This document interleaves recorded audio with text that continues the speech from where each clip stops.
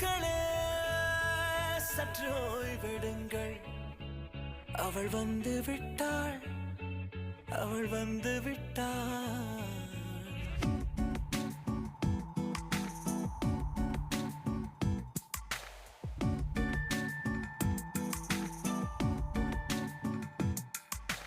பூக்களே சற்று ஓய்வெடுங்கள். करने कोई कितना दिन लगेगा? 2 days. आपको कितना साल का एक्सपीरियंस है?